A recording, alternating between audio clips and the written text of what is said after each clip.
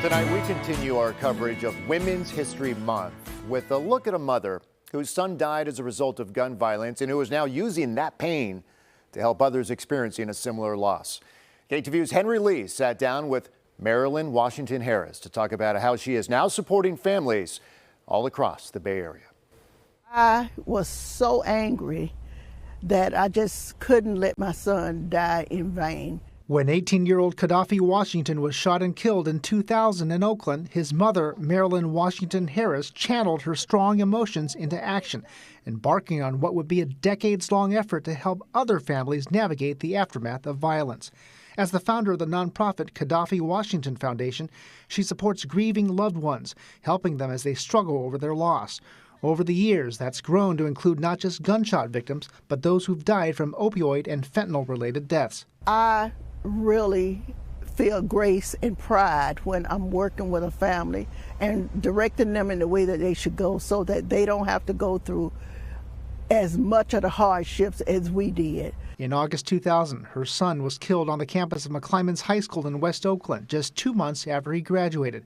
She says she's able to dig deep to help others. But I'll never get used to seeing families hurt after the death of their children. And not just 17 and 18-year-olds, 45, 56, those are someone's children too. She's received numerous awards and accolades from mayors, police chiefs, and the community. And I would give them all back just to have my son. Miss Marilyn is like something I've never met in my entire life. Ursi Joyner retired as a captain after 30 years with the Oakland Police Department. And in 10 years of homicide, I can tell you that I learned from Miss Marilyn more about empathy, communication, and meeting people where they are. I've never seen anyone in this community like that. Joyner says he was always grateful when Harris walked in the door to help victims' families. I truly believe in Miss Marilyn's heart. She finds peace, she finds solace, and she finds strength in a way to do this work, help people who need her at a time when they need her the most. Freelance writer Jim O'Brien is running a book about Harris. Helping others heal is a healing act. But I also am certain that every time she meets another family that's been traumatized, that's lost a loved one, she's reminded of her own darkest places. I hope and I pray that I don't get to meet any new mothers and fathers, but if I do have to come out to you, I pray that you accept me in the way that I come in peace, and I come to help you. Harris says she always makes sure families see their loved ones one last time, even if they say they don't want to. She says it's like childbirth. You have to see your baby. In Oakland, Henry Lee, KTVU, Fox 2 News. Tonight, we continue our coverage of Women's History Month with a story of a Bay Area woman who has spent her life in the service of others. Sister Sandra Price joined the convent when she was just 18 years old, looking for a way to help others. Sister Price made her way to Central America, where she lived for years, making a difference in so many lives. KTVU's Claudine Wong has her story. My favorite flower is begonia. Sister Sandra Price has earned the right to sit still, to take a moment to just relax.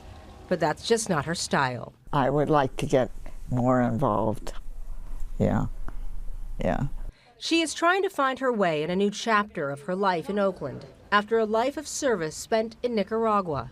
Her story is one defined by a desire to help, a desire so strong she joined the convent at 18 and decided to teach. I fell in love with Montessori, and I loved doing that. I had majored in Spanish language in college, and I fell in love with the Latin culture. And when she was 39 years old, a call for help came from Nicaragua.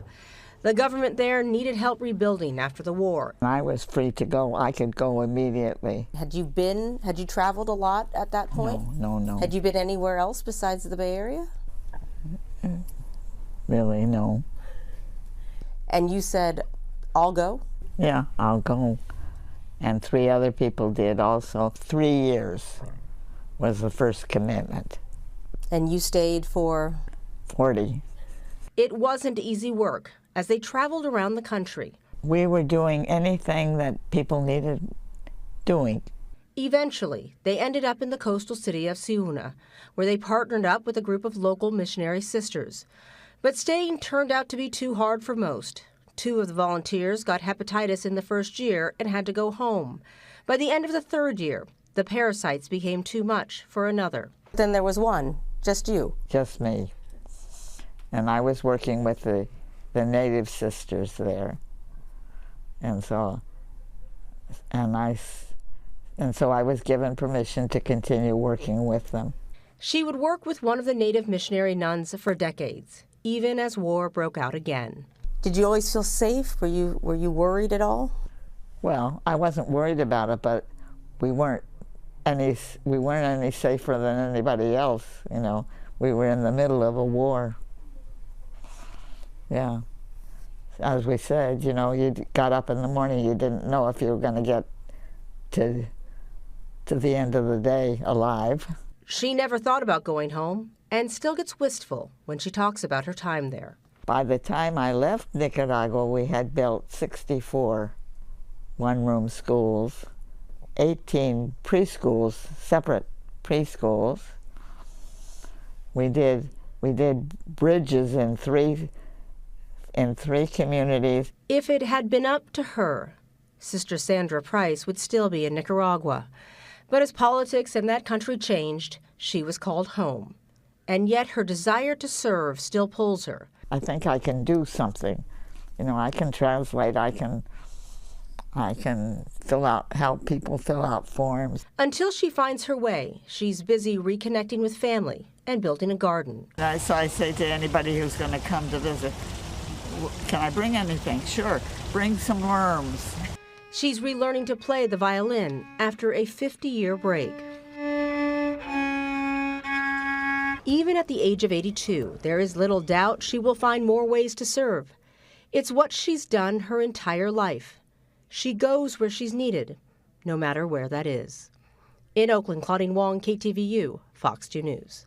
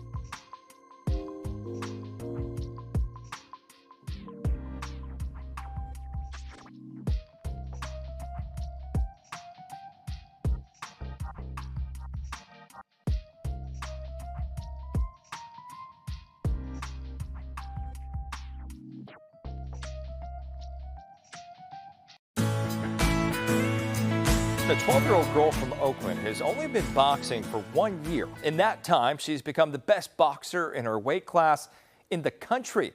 KTVU's Christina Rendon has her story. Her name is Teresa Contreras. Now my goal is to go professional, like world champion. I definitely want to go to the highest level. But this 12-year-old boxing sensation is better known as Silent Thunder because I'm a really shy person. I'm really chill. Don't let her personality fool you. You're looking at a multi-champion. Contreras is undefeated in the ring with a 10-0 record in the 106-pound weight class. She recently took home first place at the National Silver Gloves Tournament in Missouri. It was definitely a really challenging fight. I had to really work with my opponent because I had seen her fight the day before, and she definitely changed her style the day that she fought me. So I had to improvise with her style, and it was definitely a little bit hard, but I'm glad that I was able to get the win. Her family is just as passionate about boxing. In fact, her brother Jose Contreras was one of the best young boxers out of Oakland more than a decade ago. She says her family didn't expect her to carry on the family name in boxing. I know they would have never thought I would have done it. He was supposed to be the world champion, but I guess now it's me, and I'm glad that he's supporting me, and my dad and my whole family are supporting me to be able to do the best. The 7th grader spends her time training after school at the East Oakland Boxing Association. Whether it's crushing her homework or packing a punch at practice, she believes the grind will take her to new heights and set a standard for other girls to follow in her path.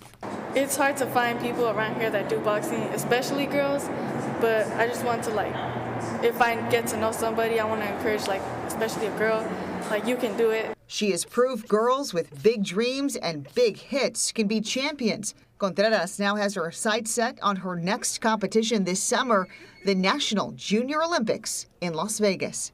Christina Rendon, KTVU, Fox 2 News. Well, March marks Women's History Month, and tonight we want to highlight a woman making a difference in sports. KTVU sports reporter Bailey O'Carroll spent the day with Zaileen Jan Mohammed, the CEO of the Bay Area Host Committee. She's credited with spearheading the effort to bring the biggest events in sports here to the Bay Area, including the upcoming Super Bowl and the World Cup. Zaileen Jan Mohammed is one of the most influential women in sports in the Bay Area. As CEO of the Bay Area Host Committee, she's responsible for bringing Super Bowl 60 to the Bay, in addition to the World Cup and NBA All-Star Weekend. Let me see what they said. But she never thought she'd have a seat at the table with some of the biggest names in sports. You always have those moments in time where you're like, is this right? Am I doing the right thing? Do I belong here? She grew up in Canada playing hockey, breaking barriers before she even knew they existed. I didn't dress like other girls. I didn't act like them. I didn't have the same interests. She always knew she wanted to work in sports. In fact, she got her undergraduate degree in kinesiology because at that time she thought it was the only avenue for a woman to work in professional sports. That's what I saw. When you watch sport, that's what you see on TV. So you're like, well, this is the extent. It was far from the extent for Jan Mohammed, who at a young age, without many female role models in sports, turned to her own mom. I give a lot of credit to my mom because she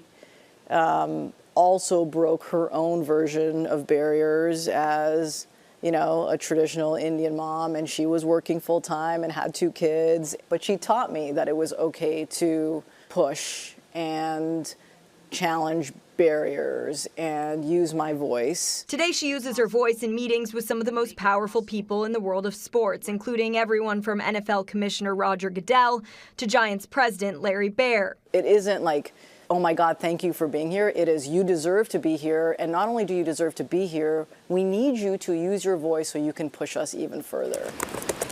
Each day is different from the next. Checking in, everything going.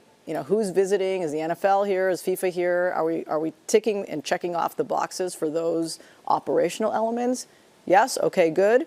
Now I'm going to focus my time on what are we doing for the Bay? Because my job really is just to make sure the Bay Area benefits because the events are coming here. And as she balances a high-stress job outside of the office, she wears her most important title, Mom.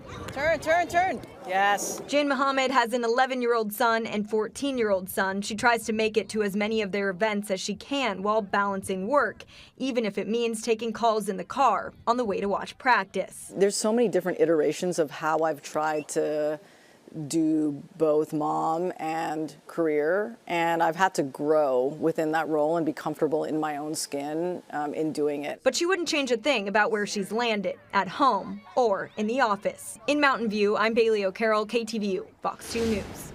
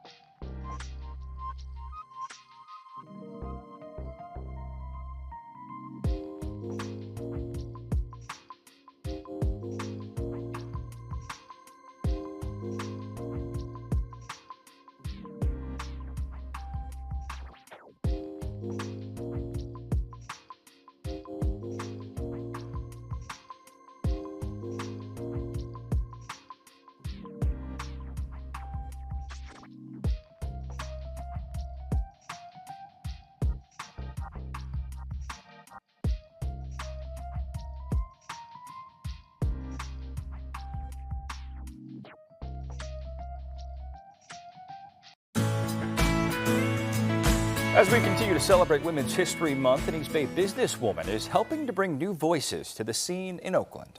And she's using her skills to get more diverse people to the microphone. And KTVU's Zach Sauce visited Studio X tonight and joins us live to explain how she's trying to make a difference. Yeah, 4 years ago, Karina Flanoy starting Studio X recording. As you mentioned, the goal was in part to uplift women as well as members of the LGBTQ plus community. To do that, Karina has created what she calls a safe place for artists to develop. Meet Karina Flanoy, the owner of Oakland-based Studio X Recording. It's turned into something that's like way bigger than kind of what I planned. Founded in 2021, it's a recording studio with a unique mission. A lot of our clients are women, people from the LGBTQIA plus community, and I knew that that was important when I opened this space because a lot of studios are male dominated, and some people from those communities don't always feel comfortable in those spaces. This Friday night, that mission on display at one of the studio's open mic sessions. Your turn. You guys keep doing that.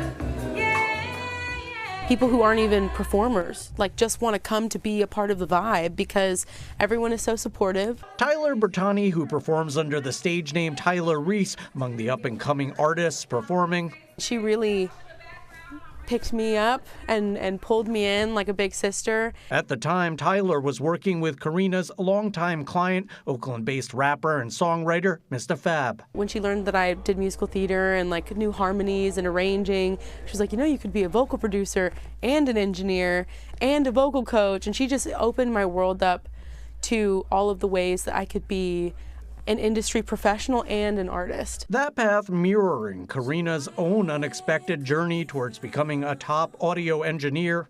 I ended up rapping at like 8, all the way up until I was in high school. Pursuing a career as a musician, her only dream until moving in with her aunt, who demanded that she go to college.